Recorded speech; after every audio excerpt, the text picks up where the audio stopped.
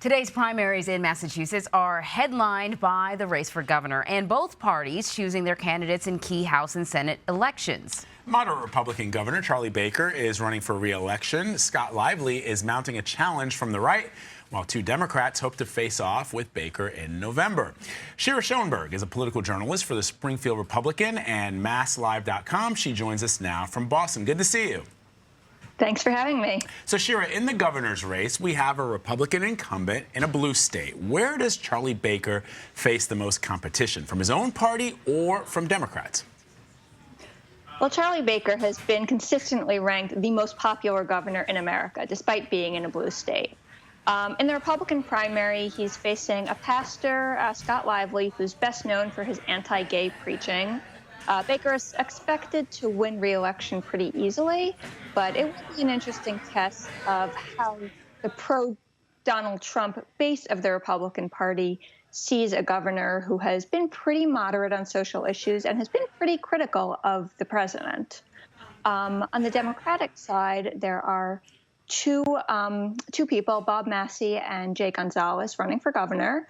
Right now, they're not nearly as well known as Governor Baker. They really need to build up their name recognition, build up their fundraising. But either one of them, they're both, progressive Democrats who have experienced some, ideas that are very different than the governor's and aren't hesitant to take on the governor. So while Baker comes in with a very strong advantage, it'll be interesting to see how that race develops. So then what are the issues that are most important to Massachusetts voters as they select candidates for governor on both sides? So some of the big issues are transportation funding, education funding are always huge issues. The Democrats in the race both support raising more taxes to invest particularly in those areas. Governor Baker has generally been an anti-tax Republican. In the Republican primary, Scott Lively is very pro-gun, pro-Donald Trump, anti-abortion, anti-gay marriage, whereas Governor Baker has generally been a pretty moderate Republican on social issues. He supports abortion rights, supports gay marriage, and has actually signed a couple of bills protecting transgender rights and protecting women's rights to reproductive health care. So let's continue that discussion on Republicans. They want to challenge progressive Senator Elizabeth Warren. Do any of the candidates in today's primary have a realistic chance of unseating her? I think I would never say never in politics, but it will be a very difficult race. Obviously, Elizabeth Warren has that national reputation as a progressive Democratic leader and obviously a potential 2020 presidential contender.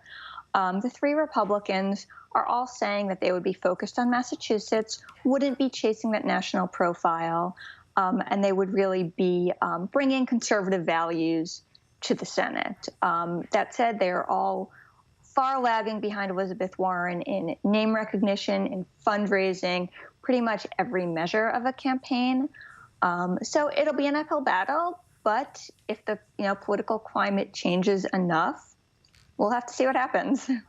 So what about Democratic candidate Ayanna Pressley? She's generating a lot of interest in the 7th District. I think she's the first woman of color to be elected to the Boston City Council.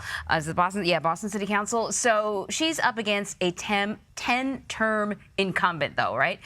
Congressman Michael Capuano. What can you tell us about that race? What do you think will be the deciding factors? So that's a really interesting race just because it's so close.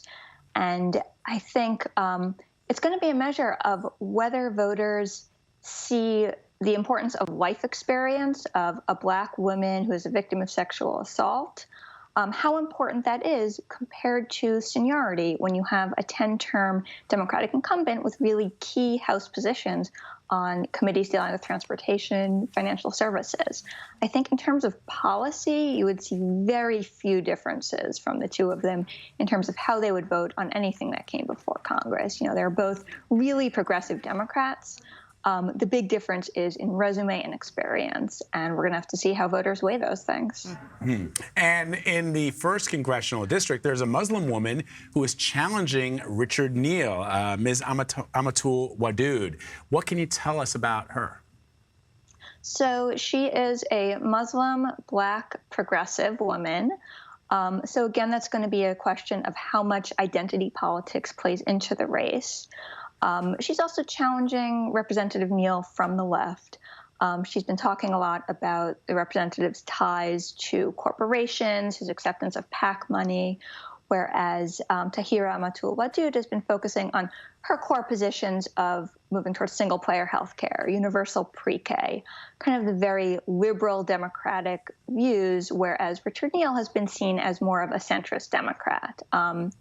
That said, the district is a real mix of rural, suburban, urban areas, and Richard Neal is very well known for having brought back a lot of money, a lot of things to the district.